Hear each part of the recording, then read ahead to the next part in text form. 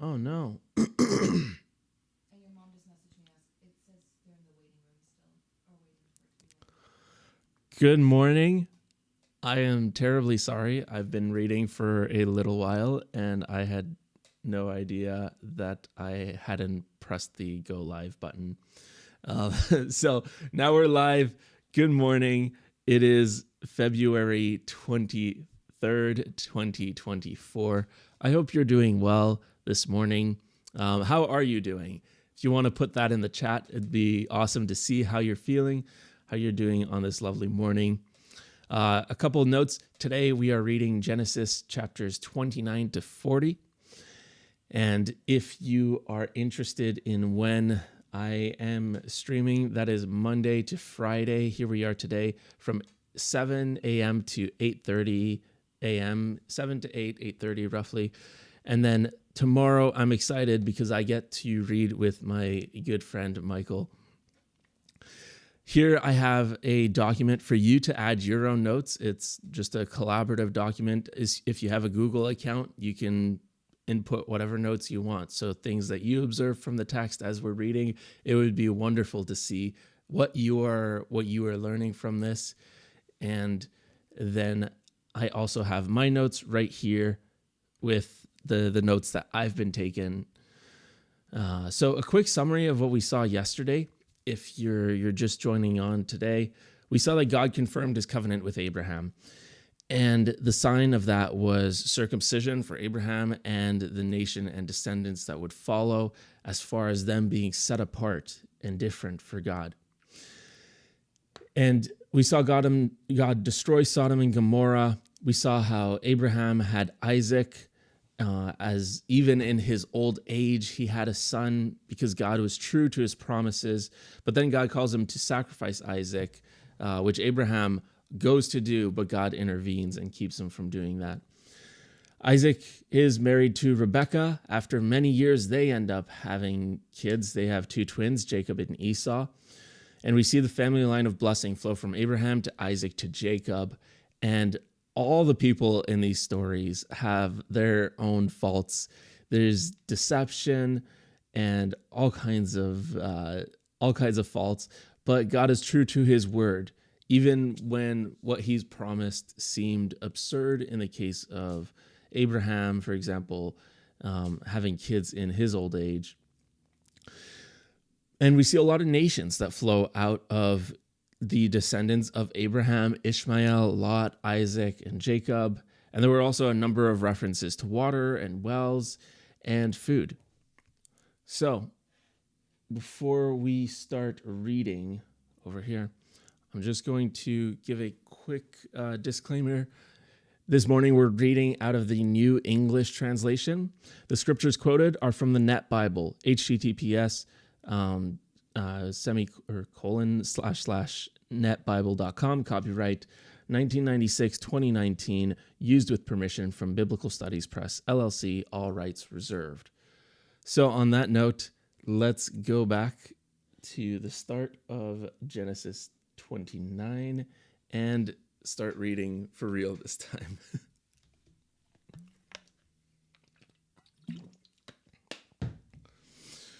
So Jacob moved on and came to the land of the eastern people. He saw in the field a well with 3 flocks of sheep lying beside it, because the flocks were watered from that well. Now a large stone covered the mouth of the well. When all the flocks were gathered there, the shepherds would roll the stone off the mouth of the well and water the sheep. Then they would put the stone back in its place over the well's mouth. Jacob asked them, "My brothers, where are you from?" They replied, "We're from Haran." So he said to them, "Do you know Laban, the grandson of Nahor?" "We know him," they said. "Is he well?" Jacob asked. They replied, "He is well. Now look, here comes his daughter Rachel with the sheep." Then Jacob said, "Since it is still the middle of the day, it is not my time for the flocks to be gathered. You should water the sheep and then go and let them graze some more." "We can't," they said, "until all the flocks are gathered and the stone is rolled off the mouth of the well. Then we water the sheep." While he was still speaking with them, Rachel arrived with her father's sheep, for she was tending them. When Jacob saw Rachel, the daughter of his uncle Laban, and the sheep of his uncle Laban, he went over and rolled the stone off the mouth of the well and watered the sheep of his uncle Laban. Then Jacob kissed Rachel and began to weep loudly.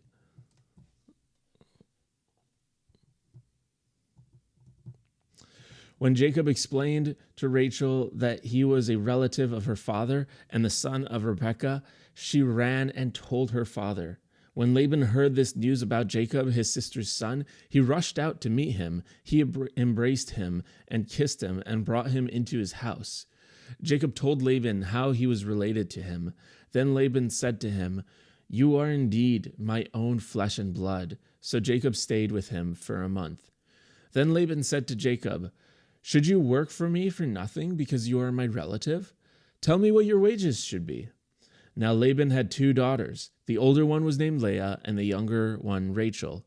Leah's eyes were tender, but Rachel had a lovely figure and beautiful appearance.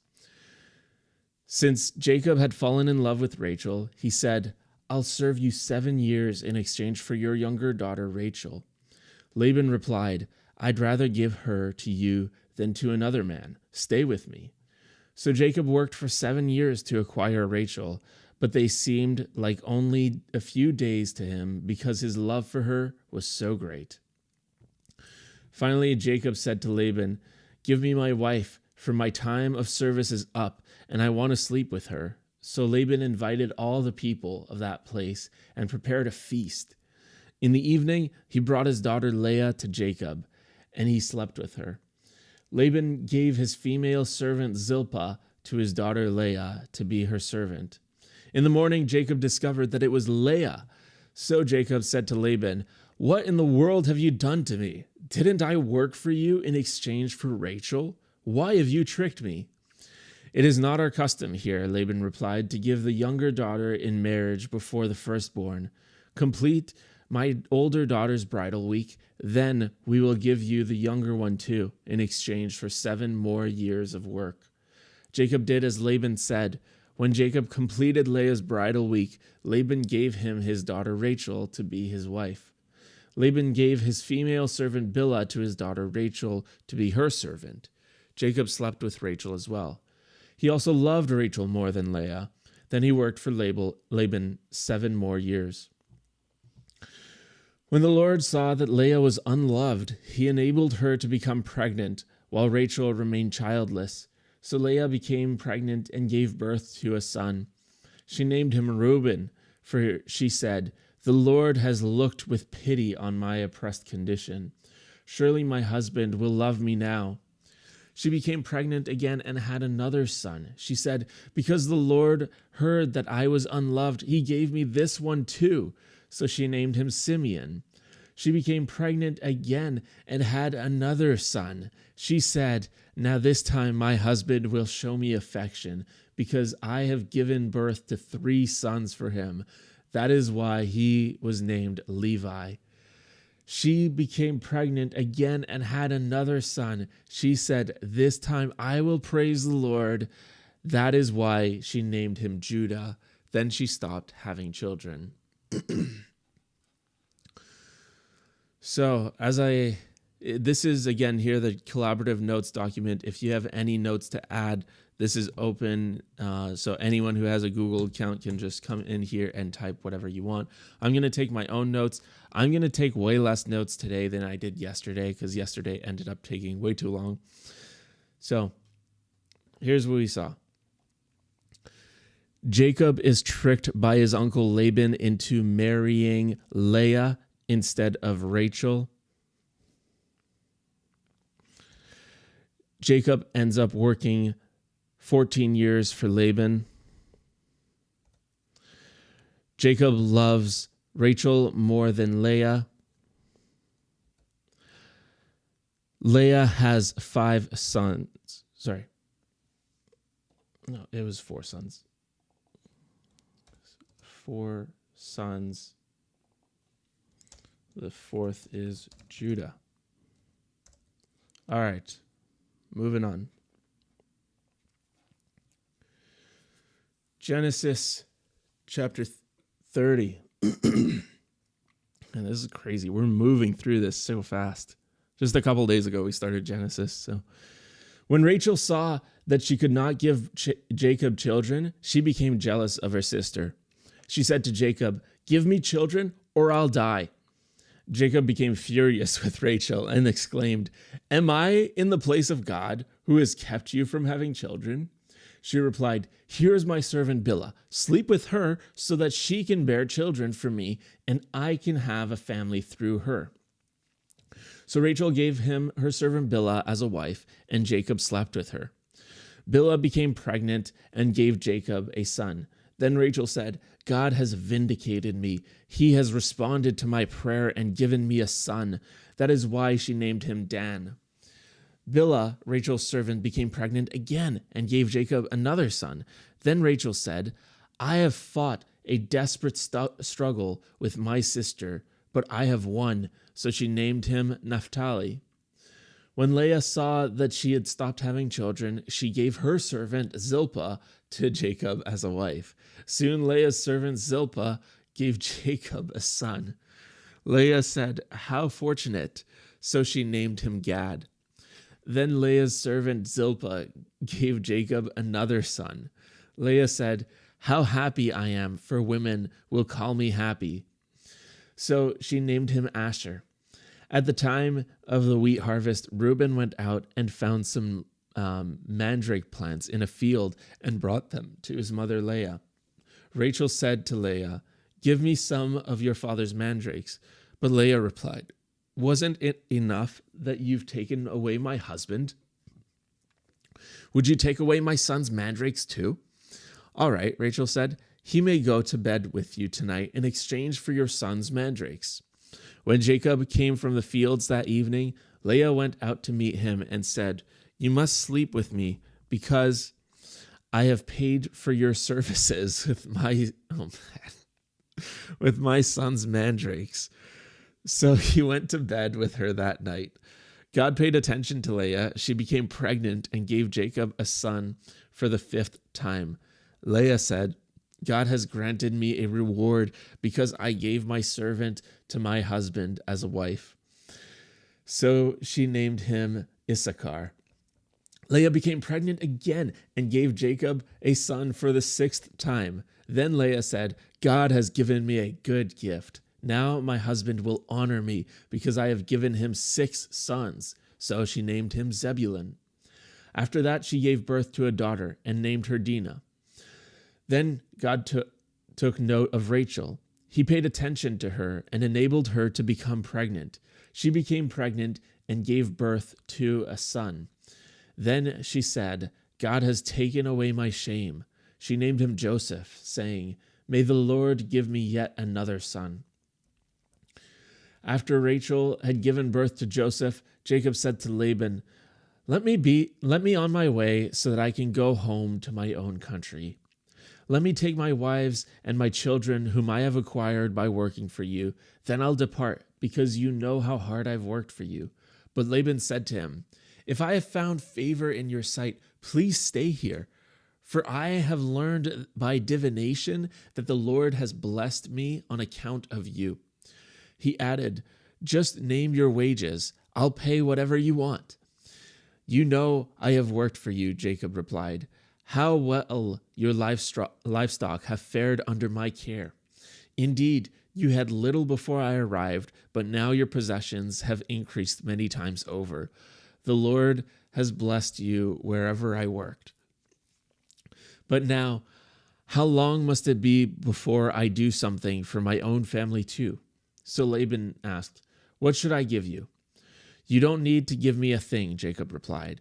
"But if you agree to this one condition, I will continue to care for your flocks and protect them. Let me walk among all your flocks today and remove from them every speckled or spotted sheep, every dark-colored lamb, and the spotted or speckled goats. These animals will be my wages. My integrity will testify for me later on, when you come to verify that I've taken only the wages we agreed on. If I have in my possession any goat that is not speckled or spotted, or any sheep that is not dark-colored, it will be considered stolen. Agreed, said Laban. It will be as you say. So that day, Laban removed the male goats that were streaked or spotted, all the female goats that were speckled or spotted, all that had any white on them, and all the dark-colored lambs, and put them in the care of his sons. Then he separated them from Jacob by a 3-day journey, while Jacob was taking care of the rest of Laban's flocks. But Jacob took fresh cut branches from poplar, almond, and plane trees. He made white streaks by peeling them, making the white inner wood in the branches visible. Then he set up the peeled branches in all the watering troughs where the flocks came to drink. He set up the branches in front of the flocks when they were in the heat and came to drink. When the sheep mated in front of the branches, they gave birth to young that were streaked or speckled or spotted. Jacob removed these lambs, but he made the rest of the flock face the streaked and completely dark-colored animals in Laban's flock. So he made separate flocks for himself and did not mix them with Laban's flocks. Then, when the stronger females were in heat, Jacob would set up the branches in the troughs in front of the flock so they would mate near the branches. But if the animals were weaker, he did not set the branches there. So the weaker animals ended up belonging to Laban, and the stronger animals to Jacob. In this way, Jacob became extremely prosperous. He owned large flocks, male and female servants, camels, and donkeys. All right, let's take a couple notes on this chapter here. You see Rachel and Leah have... Oh, sorry. I gotta activate this. Rachel and Leah have a rivalry / competition to see who can have the most sons. Oh no. My document has to reload. All right. Tools.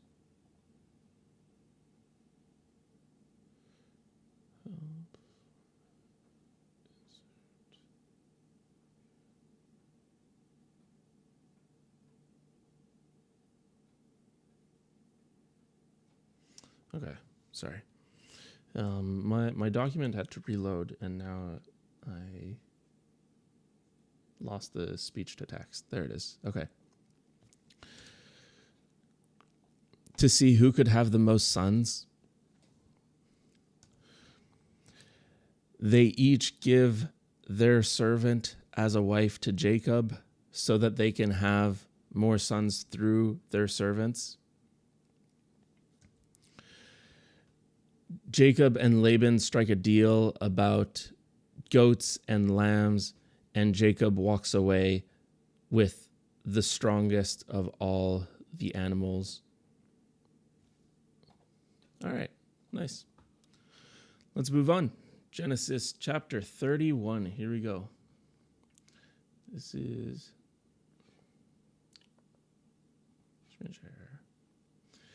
Jacob heard that Laban's sons were complaining. Jacob has taken everything that belonged to our father. He has gotten rich at our father's expense. When Jacob saw the look on Laban's face, he could tell his attitude toward him had changed. The Lord said to Jacob, "Return to the land of your fathers and to your relatives. I will be with you." So Jacob sent a message for Rachel and Leah to come to the field where his flocks were. There he said to them, "I can tell that your father's attitude toward me has changed, but the God of my father has been with me. You know that I've worked for your father as hard as I could, but your father has humiliated me and changed my wages 10 times. But God has not permitted him to do me any harm. If he said, 'The speckled animals will be your wage,' then the entire flock gave birth to speckled offspring. But if he said, 'The streaked animals will be your wage,' then the entire flock gave birth to streaked offspring. In this way, God has snatched away your father's livestock and given them to me. Once during breeding season, I saw in a dream that the male goats mating with the flock were streaked, speckled, and spotted. In the dream, the angel of God said to me, 'Jacob.' 'Here I am,' I replied. Then he said, 'Observe that all the male goats mating with the flock are streaked, speckled, or spotted, for I have observed all that Laban has done to you.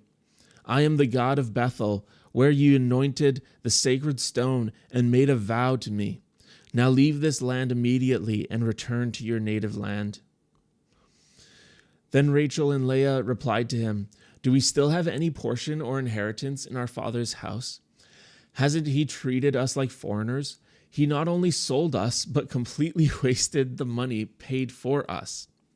Surely all the wealth that God snatched away from our father belongs to us and to our children. So now do everything God has told you.' So Jacob immediately puts his children and his wives on the camels. He took away all the livestock he had acquired in Padan Aram and all his movable property that he had accumulated. Then he set out toward the land of Canaan to return to his father Isaac. While Laban had gone to shear his sheep, Rachel stole the household idols that belonged to her father. Jacob also deceived Laban the Aramean by not telling him that he was leaving. He left with all he owned. He quickly crossed the Euphrates River and headed for the hill country of Gilead. 3 days later, Laban discovered Jacob had left. So he took his relatives with him and pursued Jacob for 7 days. He caught up with him in the hill country of Gilead, but God came to Laban the Aramean in a dream at night and warned him, 'Be careful that you neither bless nor curse Jacob.' Laban overtook Jacob, and when Jacob pitched his tent in the hill country of Gilead, Laban and his relatives set up camp there too. 'What have you done?' Laban demanded of Jacob. 'You've deceived me and carried away my daughters as if they were captives of war. Why did you run away secretly and deceive me? Why didn't you tell me so I could send you off with a celebration complete with singing, tambourines, and harps? You didn't even allow me to kiss my daughters and my grandchildren goodbye. You've acted foolishly. I have the power to do you harm, but the God of your father told me last night, 'Be careful that you neither bless nor curse Jacob.' Now I understand that you have gone away because you longed desperately for your father's house. Yet why did you steal my gods?" "I left secretly because I was afraid," Jacob replied to Laban. "I thought you might take your daughters away from me by force. Whoever has taken your gods will be put to death in the presence of your relatives. Identify whatever is yours and take it." Now Jacob did not know that Rachel had stolen them. So Laban entered Jacob's tent and Leah's tent of the two tent of the two female servants, but he did not find the idols. So he left Leah's tent and entered Rachel's. Now Rachel had taken the idols and put them inside her camel's saddle and sat on them. Laban searched the whole tent but did not find them. Rachel said to her father, "Don't be angry, my lord. I cannot stand up in your presence because I am having my period." So he searched thoroughly but did not find the idols. Jacob became angry and argued with Laban. "What did I do wrong?" he demanded of Laban. "What sin of mine prompted you to chase after me in hot pursuit? When you searched through all my goods, did you find anything that belonged to you? Set it here before my relatives and yours, and let them settle the dispute between the two of us. I have been with you for the past 20 years. Your ewes and female goats have not miscarried, nor have I eaten rams from your flocks. Animals torn by wild beasts I never brought to you. I always absorbed the loss myself. You always made me pay for every missing animal, whether it was taken by day or at night. I was consumed by scorching heat during the day and by piercing cold at night. I went without sleep. This was my lot for 20 years in your house. I worked like a slave for you, 14 years for your 2 daughters and 6 years for your flocks, but you changed my wages 10 times. If the God of my father, the God of Abraham, the one who Isaac fears, had not been with me, you certainly have sent me away empty-handed. But God saw how I was oppressed and how hard I worked, and he rebuked you last night." Laban replied to Jacob, "These women are my daughters, these children are my grandchildren, and these flocks are my flocks. All that you see belongs to me. But how can I harm these daughters of mine today, or the children to whom they have given birth? So now, come, let's make a formal agreement, you and I, and it will be proof that we have made peace." So Jacob took a stone and set it up as a memorial pillar. Then he said to his relatives, "Gather stones." So they brought some stones and put them in a pile. They ate there by the pile of stones. Laban called it Jegar Shahadutha, but Jacob called it Galid. Laban said, "This pile of stones is a witness of our agreement today. That is why it is called Galid. It was also called Mizpah, because he said, 'May the Lord watch between us when we are out of sight of one another. If you mistreat my daughters, or if you take wives beside my daughters, although no one else is with us, realize that God is witness to your actions.'" "Here is this pile of stones and this pillar I have set up between me and you," Laban said to Jacob. "This pile of stones and the pillar are reminders that I will not pass beyond this pile to come to harm you, and that you will not pass beyond this pile and this pillar to come to harm me. May the God of Abraham, the God of Nahor, the gods of their father judge between us." Jacob took an oath by the God whom his father Isaac feared. Then Jacob offered a sacrifice on the mountain and invited his relatives to eat the meal. They ate the meal and spent the night on the mountain. Early in the morning, Laban kissed his grandchildren and his daughters goodbye and blessed them. Then Laban left and returned home. So here we see that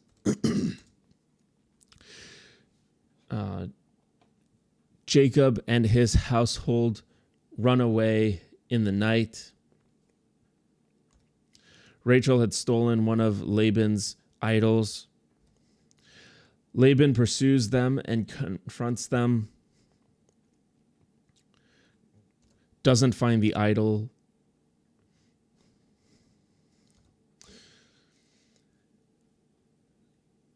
Jacob and Laban set up a pile of stones as a barrier that neither one will cross to harm the other. Okay, let's just see. Great. So, Genesis chapter 32.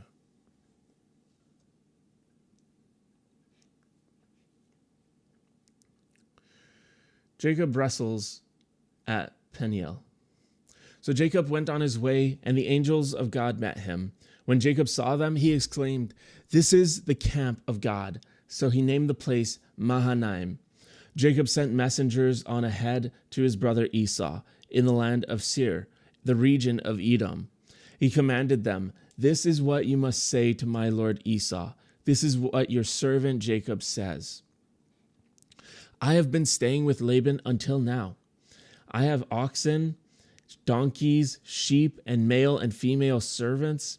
I have sent this message to inform my lord so that I may find favor in your sight." The messengers returned to Jacob and said, "We went to your brother Esau. He is coming to meet you and has 400 men with him." Jacob was very afraid and upset. He divided the people who were with him into 2 camps, as well as the flocks, herds, and camels. If Esau attacks one camp, he thought, then the other camp will be able to escape. Then Jacob prayed, "O God of my father Abraham, God of my father Isaac, O Lord, you said to me, 'Return to your land and to your relatives, and I will make you prosper.' I am not worthy of all the faithful love you have shown your servant. With only my walking stick, I crossed the Jordan, but now I have become 2 camps. Rescue me, I pray, from the hand of my brother Esau, for I am afraid he will come and attack me, as the mothers with their children. But you said, I will certainly make you prosper and will make your descendants like the sand of the seashore, too numerous to count. Jacob stayed there that night. Then he sent a gift to his brother Esau, 200 female goats, 20 male goats, 200 ewes, and 20 rams, 30 female camels and their young, 40 cows and 10 bulls, and 20 female donkeys and 10 male donkeys.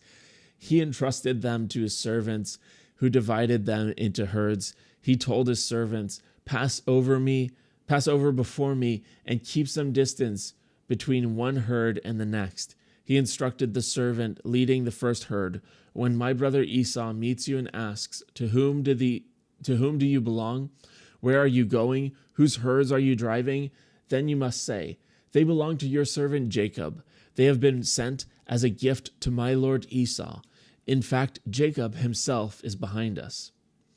He also gave these instructions to the second and third servants, as well as those who were following the herds, saying, you must say the same thing to Esau when you meet him. You must also say, in fact, your servant Jacob is behind us. Jacob thought, I will first appease him by sending a gift ahead of me. After that, I will meet him. Perhaps he will accept me. So the gifts were sent on ahead of him while he spent that night in the camp. During the night, Jacob quickly took his 2 wives, his 2 female servants, and his 11 sons and crossed the ford of the Jabbok. He took them and sent them across the stream along with all his possessions, so Jacob was left alone. Then a man wrestled with him until daybreak. When the man saw that he could not defeat Jacob, he struck the socket of his hip, so the socket of Jacob's hip was dislocated while he wrestled with him. Then the man said, let me go, for the dawn is breaking. I will not let you go, Jacob replied, unless you bless me. The man asked him, what is your name? He answered, Jacob. No longer will your name be Jacob, the man told him, but Israel, because you have fought with God and with men and have prevailed. Then Jacob asked, please tell me your name. Why do you ask my name? The man replied. Then he blessed Jacob there. So Jacob named the place Peniel, explaining, certainly I have seen God face to face and have survived. The sun rose over him as he crossed over Peniel, but he was limping because of his hip. That is why, to this day, the Israelites do not eat the sinew which is attached to the socket of the hip, because he struck the socket of Jacob's hip near the attached sinew. All right.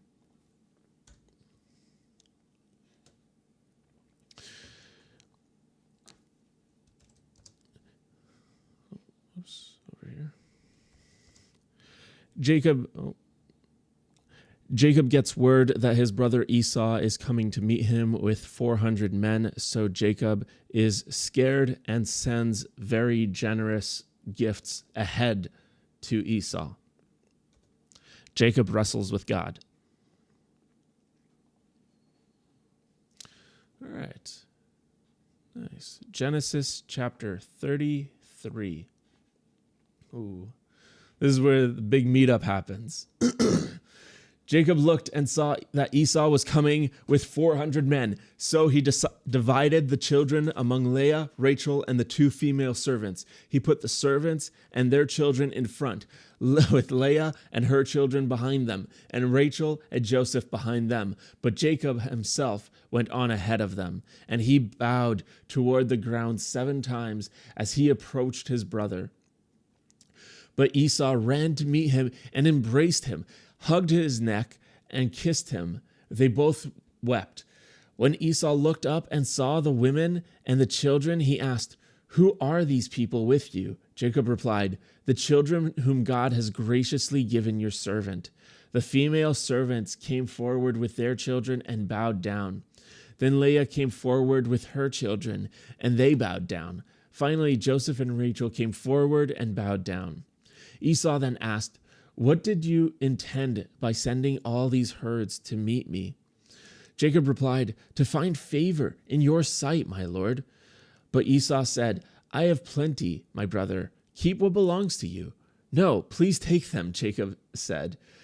"If I have found favor in your sight, accept my gift from my hand. Now that I have seen your face and you have accepted me, it is as if I have seen the face of God.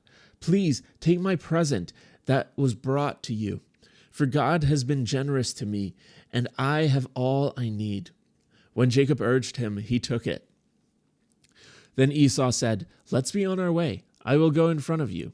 But Jacob said to him, "My Lord knows that the children are young, and that I have to look after the sheep and cattle that are nursing the young. If they are driven too hard for even a single day, all the animals will die. Let my Lord go on ahead of his servant. I will travel more slowly at the pace of the herds and the children until I come to my Lord at Seir." So Esau said, "Let me leave some of my men with you." "Why do that?" Jacob replied. "My Lord has already been kind enough to me." So that same day Esau made his way back to Seir, but Jacob traveled to Succoth, where he built himself a house, made shelters for his livestock. That is why the place is called Succoth. After he left Padan Aram, Jacob came safely to the city of Shechem in the land of Canaan, and he camped near the city. Then he purchased the portion of the field where he had pitched his tent. He brought it from the sons of Hamor, Shechem's father, for 100 pieces of money. He bought it, sorry. There he set up an altar and called it, "The God of Israel is God."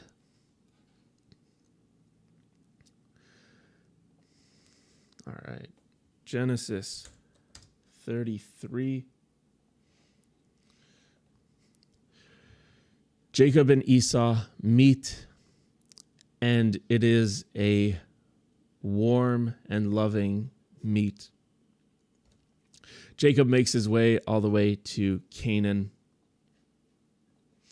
and then set up an altar, called it "God is the God." Oh, wait, sorry. What do you call it? "The God of Israel is God." All right. Genesis, let's see, name change.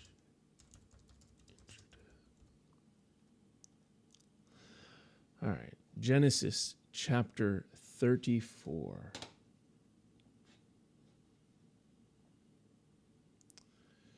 Now Dinah, Leah's daughter, whom she bore to Jacob, went to meet the young women of the land. When Shechem, son of Hamor the Hivite, who ruled that area, saw, he grabbed her, forced himself on her, and sexually assaulted her. Then he became very attached to Dinah, Jacob's daughter. He fell in love with the young woman and spoke romantically to her. Shechem said to his father Hamor, "Acquire this young girl as my wife."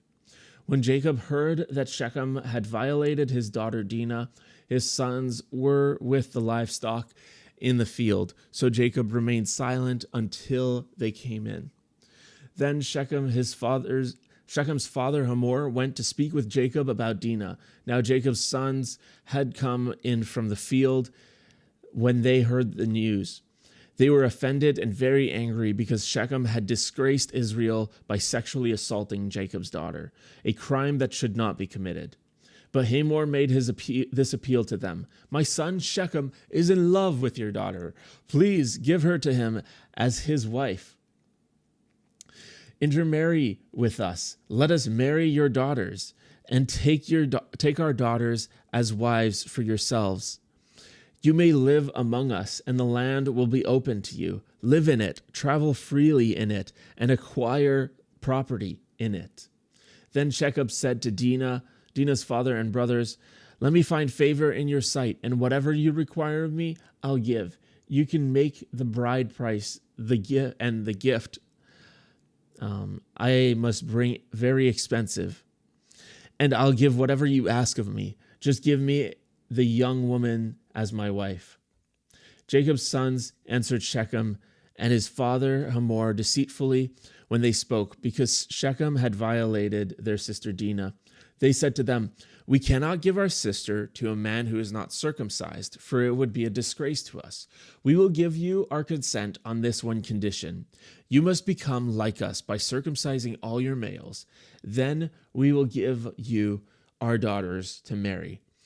And we will take your daughters as wives for ourselves, and we will live among you and become one people. But if you do not agree to our terms by being circumcised, then we will take our sister and depart." Their offer pleased Hamor and his son Shechem. The young man did not delay in doing what they asked because he wanted Jacob's daughter Dinah badly. Now, he was more important than anyone in his father's household. So Hamor and his son Shechem went to the gate of their city and spoke to the men of their city. "These men are at peace with us, so let them live in the land and travel freely in it, for the land is wide enough for them. We will take their daughters for wives, and we will give them our daughters to marry. Only on this one condition will these men consent to live with us and become one people. They demand that every male among us be circumcised just as they are circumcised.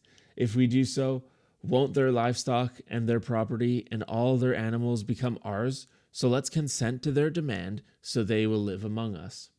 All the men who assembled at the city gate agreed with Hamor and his son Shechem. Every male who assembled at the city gate was circumcised. In 3 days, when they were still in pain, 2 of Jacob's sons, Simeon and Levi, Dinah's brothers, each took his sword and went to the unsuspecting city and slaughtered every male. They killed Hamor and his son Shechem with the sword and took Dinah from Shechem's house and left. Jacob's sons killed them and looted the city because their sister had been violated. They took their flocks, herds, and donkeys, as well as everything in the city and in the surrounding fields. They captured as plunder all their wealth, all their little ones, and their wives, including everything in the houses. Then Jacob said to Simeon and Levi, "You have brought ruin on me by making me a foul odor among the inhabitants of the land, among the Canaanites and the Perizzites. I am few in number. They will join forces against me and attack me, and both I and my family will be destroyed." But Simeon and Levi replied, "Should he treat our sister like a common prostitute?" So this chapter here, what we saw was,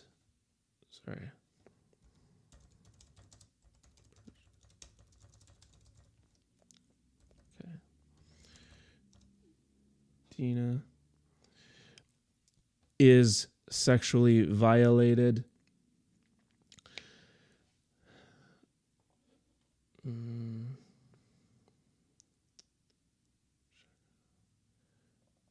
Yeah, this I have to copy paste.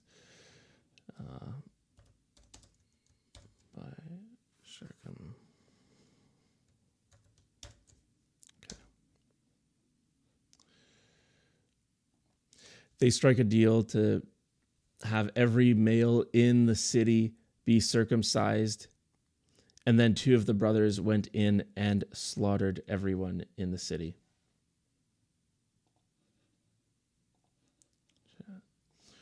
All right, let's see. Now, Genesis chapter 35.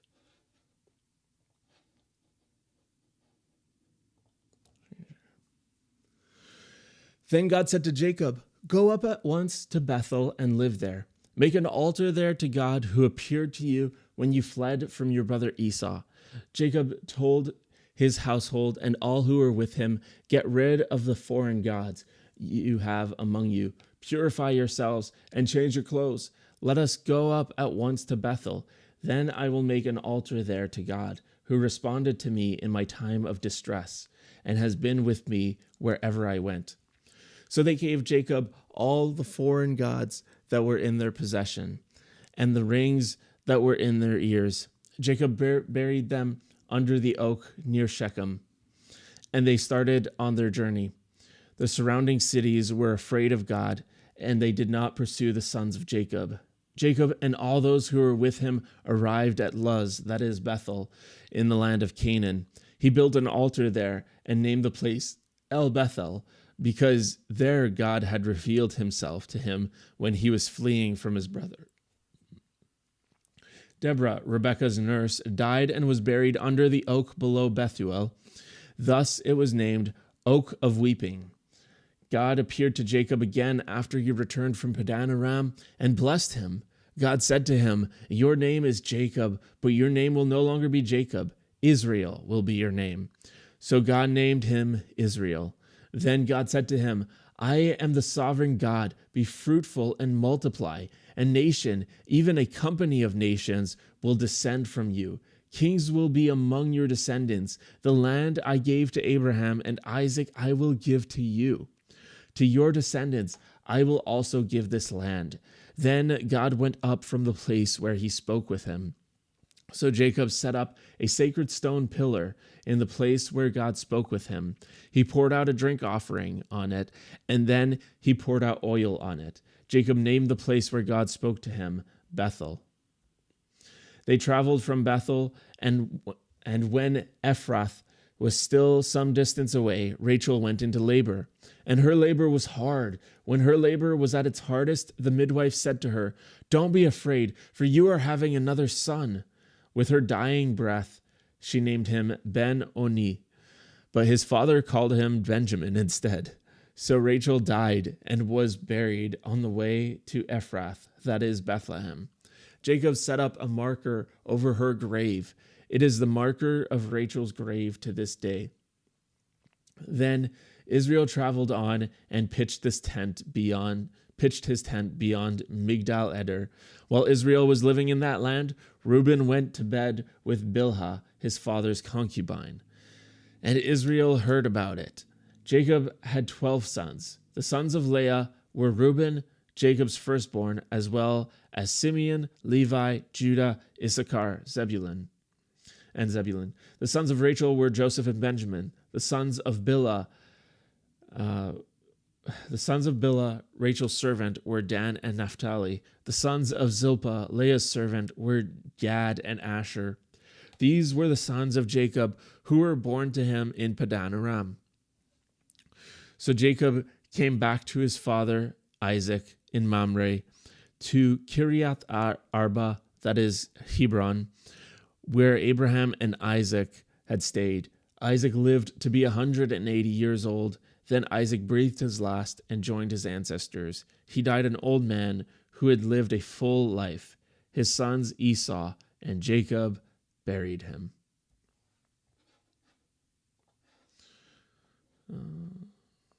All right.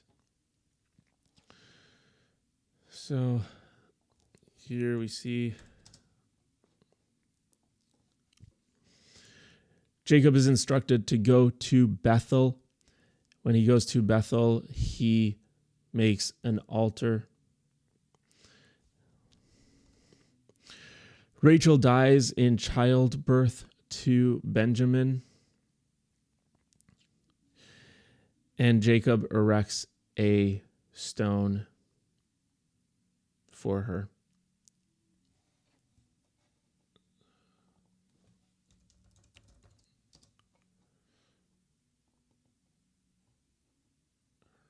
Is it 1R? Oh, there you go. 1R. Okay. And then Isaac dies at a very old age.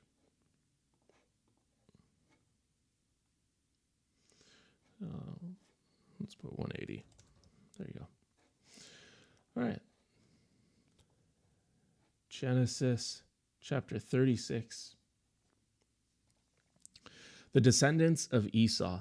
What follows is the account of Esau, also known as Edom. Esau took his wives from the Canaanites, Ada, the daughter of Elon the Hittite, and Oholibamah, the daughter of Anah, and the granddaughter of Zibeon the Hivite, in addition to Basemath, the daughter of Ishmael and sister of Nebaioth. Ada bore Eliphaz to Esau, Basemath bore Ruel, and Oholibamah bore Jeush, Jalam, and Korah. These were the sons of Esau, who were born to him in the land of Canaan.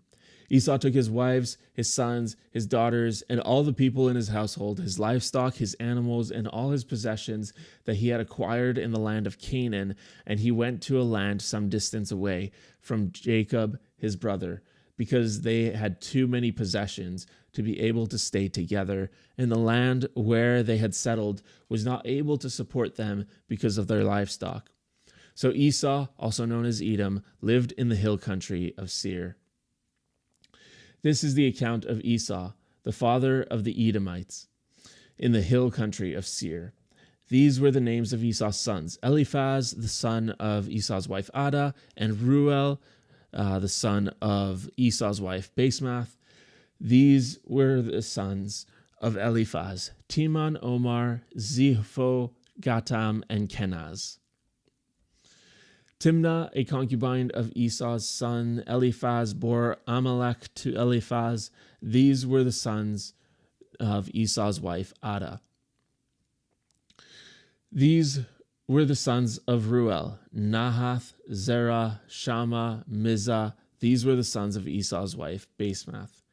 These were the sons of Esau's wife Oholibamah, the daughter of Anah, the granddaughter of Zibeon. She bore Jeush, Jalam, and Korah to Esau.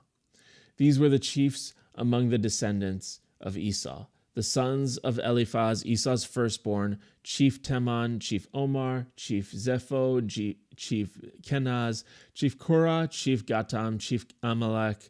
These were the chiefs descendant from Eliphaz in the land of Edom. These were the sons of Ada. These were the sons of Esau's son Ruel: Chief Nahath, Chief Zerah, Chief Shammah, Chief Mizah. These were the chiefs descended from Ruel in the land of Edom. These were the sons of Esau's wife Basemath. These were the sons of Esau's wife Oholibamah: Chief Jeush, Chief Jalam, Chief Korah. These were the chiefs descended from Esau's wife Oholibamah and the daughter of Anah.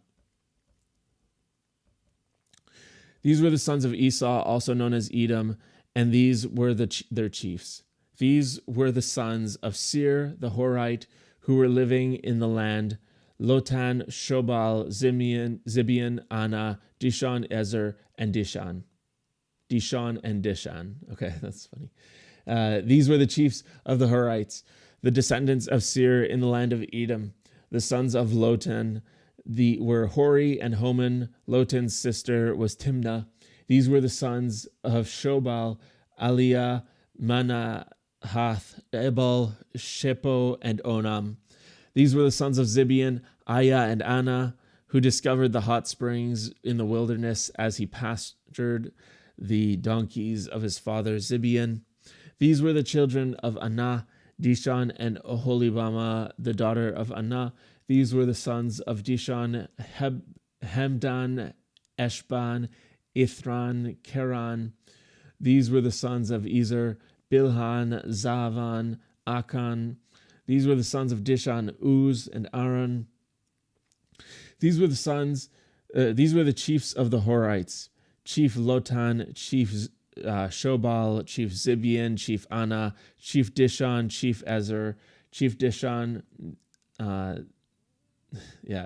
These were the chiefs of the Horites according to their chief lists in the land of Seir. These were the kings who reigned in the land of Edom before any king ruled over the Israelites. Bela, the son of Beor, reigned in Edom. The name of his city was Dinhaba. When Bela died, Jobab, the son of Zerah from Bozrah, reigned in his place. When Jobab died, Husham from the land of the Temanites reigned in his place. When Husham died, Hadad, the son of Bedad, who defended the Midianites in the land of Moab, reigned in his place. The name of the city was Avith. When Hadad died, Samlah from Masrekah reigned in his place. When Salam died, Shaul from Rehoboth on the river reigned in his place. When Saul died, Baal Hanan, the son of Akbor, reigned in his place. When Baal Hanan, the son of Akbor, died, Hadad reigned in his place. The name of his city was Pau. His wife's name was Mehetabel, the daughter of Matred, the daughter of Mezahab. These were the names of the chiefs of Esau, according to their families, according to their places, by their names: Chief Timnah, Chief Alva, Chief Jetheth, Chief Oholibama, Chief Elah, Chief Pinon, Chief Kenaz, Chief Teman, Chief Mibzar, Chief Magdiel, Chief Iram. These were the chiefs of Edom, according to their settlements in the land they possessed. This was Esau, the father of the Edomites. All right. So what we saw here was right over here.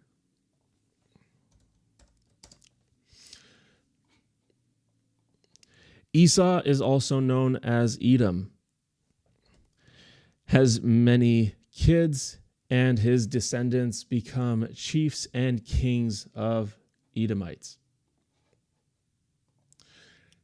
Genesis 37. Sorry, I'm just going to grab a drink of water.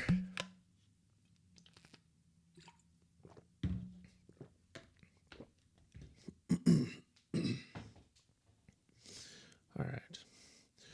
But Jacob lived in the land where his father had stayed, in the land of Canaan. This is the account of Jacob. Joseph, his 17-year-old brother, was taking care of the flocks with his brothers. Now he was a youngster, working with the sons of Bilhah and Zilpah, his father's wives.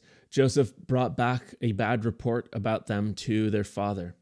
Now Israel loved Joseph more than all his sons because he was a son born to him late in life, and he made a special tunic for him. When Joseph's brothers saw that their father loved him more than any of them, they hated Joseph and were not able to speak to him kindly. Joseph had a dream, and when he told his brothers about it, they hated him even more. He said to them, "Listen to this dream I had. They were binding sheaves of grain in the middle of the field. Suddenly my sheaf rose up and stood upright, and your sheaves surrounded my sheaf and bowed down to it." Then his brothers asked him, "Do you really think you will rule over us or have dominion over us?" They hated him even more because of his dream and because of what he said. Then he had another dream and told it to his brothers. "Look," he said, "I had another dream. The sun, the moon, and 11 stars were bowing down to me." When he told his father and his brothers, his father rebuked him, saying, "What is this dream that you had? Will I, your mother, and your brothers really come and bow down to you?"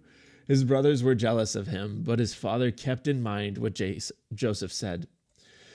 When his brothers had gone to graze their father's flocks near Shechem, Israel said to Joseph, "Your brothers are grazing the flocks near Shechem. Come, I will send you to them." "I'm ready," Joseph replied. So Jacob said to him, "Go now and check on the welfare of your brothers and the flocks and bring me word." So Jacob sent him from the valley of Hebron. When Joseph reached Shechem, a man found him wandering in the field. So the man asked him, "What are you looking for?" He replied, "I'm looking for my brothers. Please tell me where they are grazing their flocks." The man said, "They left this area, for I heard them say, 'Let's go to Dothan.'" So Joseph went after his brothers and found them at Dothan. Now Joseph's brothers saw him from a distance, and before he reached them, they plotted to kill him.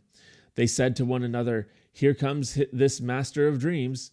Come now, let's kill him. Throw him into one of the cisterns, and then say that it was a wild animal that ate him. Then we'll see how his dreams turn out." When Reuben heard this, he rescued Joseph from their hands, saying, "Let's not take his life." Reuben continued, "Don't shed blood. Throw him into this cistern that is here in the wilderness, but don't lay a hand on him." Reuben said this so he could rescue Joseph from them and take him back to his father. When Joseph reached his brothers, they stripped him of his tunic, the special tunic that he wore. They took him and threw him into the cistern. Now the cistern was empty, there was no water in it.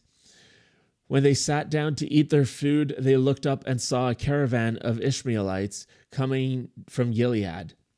Their camels were carrying spices, balm, and myrrh down to Egypt. Then Judah said to his brothers, "What profit is there if we kill our brother and cover up his blood? Come, let's sell him to the Ishmaelites.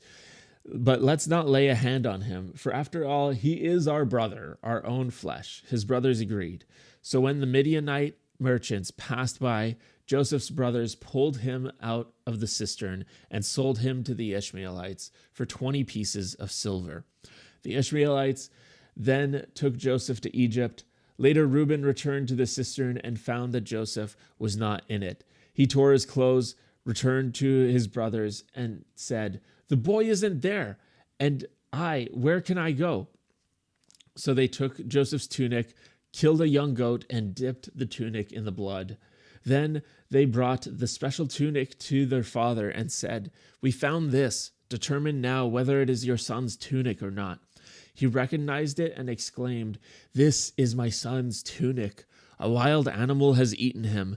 Joseph has surely been torn to pieces." Then Jacob tore his clothes, put on sackcloth, and mourned for his son many days. All his sons and daughters stood by him to console him, but he refused to be consoled. "No," he said, "I will go to the grave mourning my son." So Joseph's father wept for him. Now in Egypt, the Midianites sold Joseph to Potiphar, one of Pharaoh's officials, the captain of the guard. All right.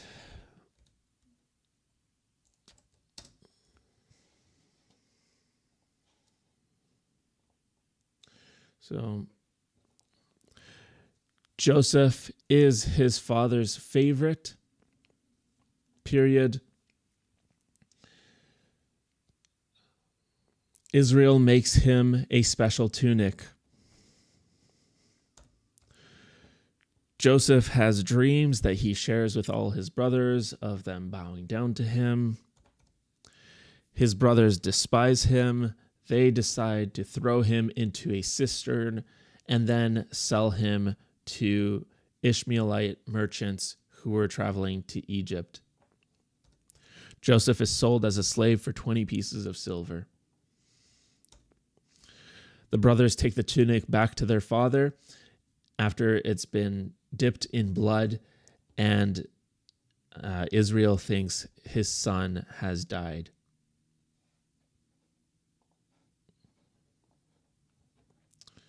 All right. Oh.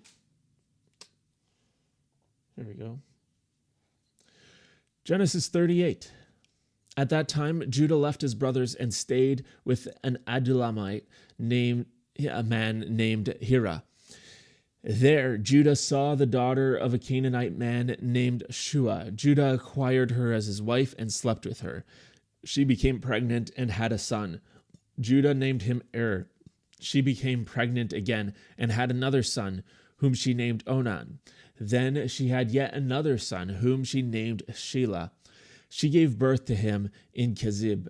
Judah acquired a wife for his firstborn. Her name was Tamar. But Judah's firstborn, was evil in the Lord's sight, so the Lord killed him. Then Judah said to Onan, "Sleep with your brother's wife and fulfill the duty of a brother-in-law to her, so that you may raise up a descendant for your brother." But Onan knew that the child would not be considered his, so whenever he slept with his brother's wife, he wasted his emission on the ground so as to not give his brother a descendant. What he did was evil in the Lord's sight, so the Lord killed him too. Then Judah said to his daughter-in-law Tamar, "Live as a widow in your father's house until Shelah, my son, grows up." For he thought, "I don't want him to die like his brothers." So Tamar went and lived in her father's house. After some time, Judah's wife, the daughter of Shua, died. After Judah was consoled, he left for Timnah to visit his sheep shearers, along with his friend Hira the Adullamite. Tamar was told, "Look, your father-in-law is going up to Timnah to shear his sheep." So she removed her widow's clothes and covered herself with a veil. She wrapped herself and sat at the entrance of Enaim, which is on the way to Timnah. She did this because she saw that she had not been given to Shelah as a wife, even though he had not now grown up. When Judah saw her, he thought she was a prostitute because she had covered her face. He turned aside to her along the road and said, "Come, please, I want to sleep with you." He did not realize it was his daughter-in-law. She asked, "What will you give me that you may sleep with me?" He replied, "I'll send you a young goat from the flock." She asked, "Will you give me a pledge until you send it?" He said, "What pledge should I give you?" She replied, "Your seal, your cord, and the staff that's in your hand." So he gave them to her, then slept with her, and she became pregnant by him. She left immediately, removed her veil, and put on her widow's clothes. Then Judah had his friend Hira, the Adullamite, take a young goat and get back from the woman the items he had given in pledge. But Hira could not find her. He asked the men who were there, "Where is the cult prostitute who was at Enaim by the road?" But they replied, "There has been no cult prostitute here." So he returned to Judah and said, "I couldn't find her." Moreover, the men of the place said, "There has been no cult prostitute here." Judah said, "Let her keep the things for herself, otherwise we will appear to be dishonest. I did indeed send this young goat, but you couldn't find her." After 3 months, Judah was told, "Your daughter-in-law Tamar has turned to prostitution, and as a result, she has become pregnant." Judah said, Bring her out and let her be burned." While they were bringing her out, she sent word to her father-in-law, "I am pregnant by the man to whom these belong." Then she said, "Identify the one to whom the seal, cord, and staff belong." Judah recognized them and said, "She is more upright than I am, because I wouldn't give her to Shelah, my son." He was not physically intimate with her again. When it was time for her to give birth, there were twins in her womb. While she was giving birth, one child put out his hand, and the midwife took a scarlet thread and tied it on his head, saying, "This one came out first." But then he drew back his hand, and his brother came out before him. She said, How you have broken out of the womb." So he was named Perez. Afterward, his brother came out, the one who had the scarlet thread on his hand, and he was named Zerah. All right. For Timnah. Okay. So here. Onan refuses to give his deceased brother a descendant. Judah sleeps with his daughter-in-law disguised as a prostitute. Yeah. She gets pregnant and has twins.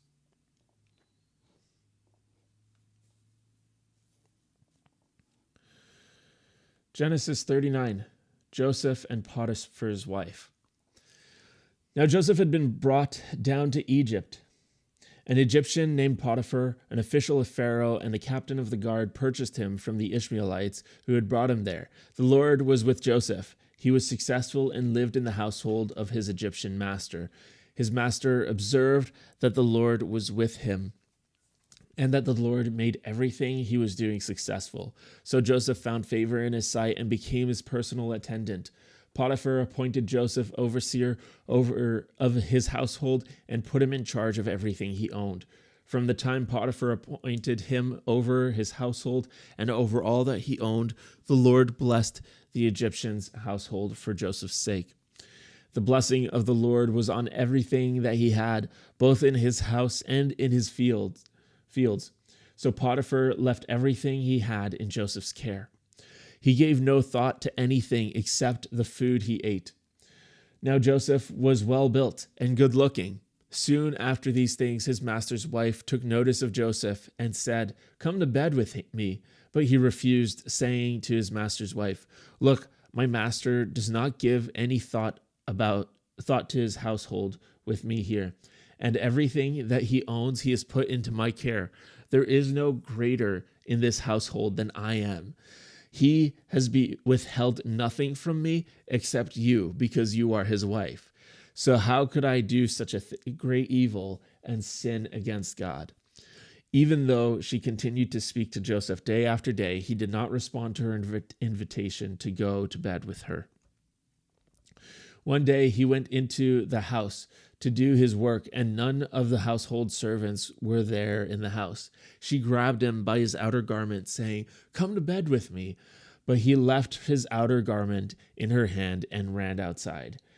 When she saw that he had left his outer garment in her hand and had run outside, she called for her household servants and said to them, "See, my husband brought in a Hebrew man to us to humiliate us. He tried to go to bed with me, but I screamed loudly.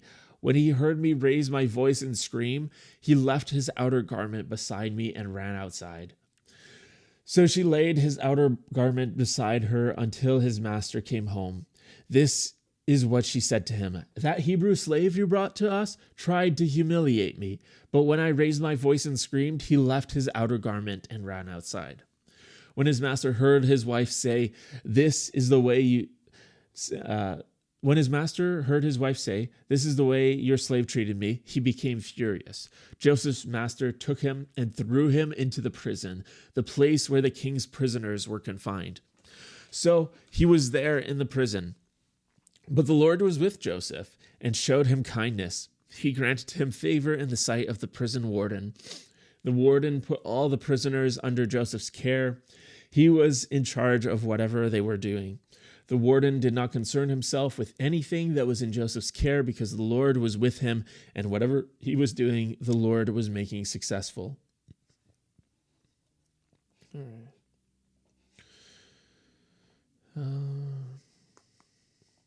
Over here, Genesis 13:9. All right. Joseph was a slave to Potiphar. I don't know if it'll get it. Joseph excelled and became the top servant of the household.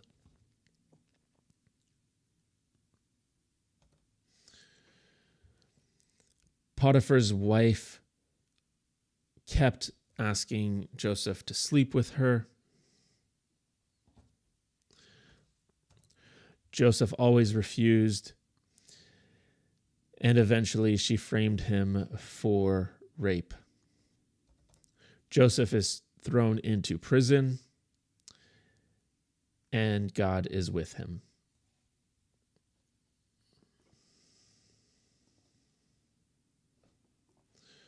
Okay.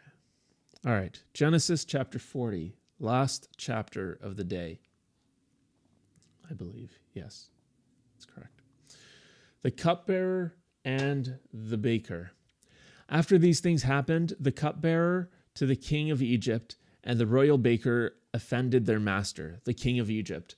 Pharaoh was enraged with his two officials, the cupbearer and the baker, so he imprisoned them in the house of the captain of the guard, in the same facility where Joseph was confined. The captain of the guard appointed Joseph to be their attendant, and he served them. They spent some time in custody, both of them, the cupbearer and the baker of the king of Egypt, who were confined in the prison, had a dream the same night. Each man's dream had its own meaning. When Joseph came to them in the morning, he saw that they were looking depressed. So he asked Pharaoh's officials who were with him in custody in his master's house, "Why do you look so sad today?" They told him, "We both had dreams, but there is no one to interpret them." Joseph responded, Don't interpretations belong to God? Tell them to me." So the chief cupbearer told his dream to Joseph. "In my dream, there was a vine in front of me. On the vine, there were 3 branches. As it budded, its blossoms opened, and its clusters ripened into grapes. Now Pharaoh's cup was in my hand, so I took the grapes, squeezed them into his cup, and put the cup in Pharaoh's hand. This is its meaning," Joseph said to him. "The 3 branches represent 3 days. In 3 more days, Pharaoh will reinstate you and restore you to your office. You will put Pharaoh's cup in his hand, just as you did before when you were cupbearer. But remember me when it goes well for you, and show me kindness. Make mention of me to Pharaoh and bring me out of this prison. For I really was kidnapped from the land of the Hebrews, and I have done nothing wrong here, for which they should put me in a dungeon." When the chief baker saw that the interpretation of the first dream was favorable, he said to Joseph, "I also appeared in my dream, and there were 3 baskets of white bread on my head. In the top basket, there were baked goods of every kind for Pharaoh, but the birds were eating them from the basket that was on my head." Joseph replied, "This is its meaning. The 3 baskets represent 3 days. In 3 more days, Pharaoh will decapitate you and impale you on a pole. Then the birds will eat your flesh from you." On the 3rd day, it was Pharaoh's birthday, so he gave a feast for all his servants. He lifted up the head of the chief cupbearer and the head of the chief baker. He lifted up the head of the chief cupbearer and the head of the chief baker in the midst of his servants. He restored the chief cupbearer to his former position, so that he placed the cup in Pharaoh's hand. But the chief baker he impaled, just as Joseph had predicted. But the chief cupbearer did not remember Joseph. He forgot him. All right. So Genesis 40. There are 2 other prisoners have dreams, and Joseph interprets them. The cupbearer is reinstated. Joseph asks him to remember him and to mention it to Pharaoh. The baker is executed. And that's a rather somber note to end this morning's reading. But this is the end of our reading this morning. I'm just going to take a quick look at the notes that you guys have written in the collaborative notes document over here. The period excuse is so wild to me every time to read about. I wonder how Dinah felt about all this. Like, did she love Shechem? It's an interesting question to think about. Super extreme reactions by Simeon and Levi. I wonder if there's a bigger picture here that God wants his people to set apart, that we are not to be joined with those that are not in his family, and that he takes consecration to him seriously. That's really good. That's awesome. Well, thank you for sharing your thoughts. And again, I hope you'll have a wonderful day. I'll just pray and end the stream. Lord Almighty, we thank you that you are God. Thank you that you are all powerful. Thank you that even as things might shift and change and people are, we are all messed up, and you continue to love us and care for us, Lord. Lord, I pray that you would guide us. Thank you for this morning's reading of your word. Thank you for your word. You are so good, God. We pray in your name, Yeshua. Amen. Have a wonderful day and abide in him.